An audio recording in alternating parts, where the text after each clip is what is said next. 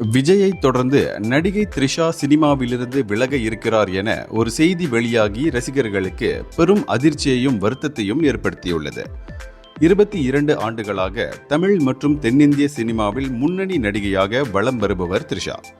விஜய், அஜித் உள்ளிட்ட முன்னணி நட்சத்திரங்களுடன் தொடர்ந்து நடித்து வரும் அவர் ஒரு படத்துக்கு 12 கோடி ரூபாய் வரை சம்பளம் வாங்குவதாக கூறப்படுகிறது.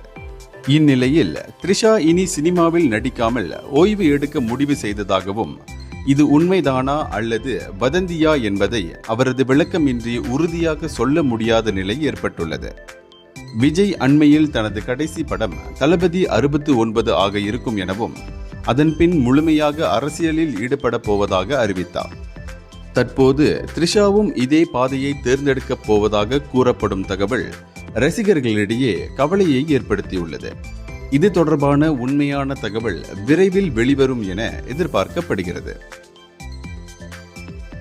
இந்தியர்களின் இதய குரல் மக்களோசை.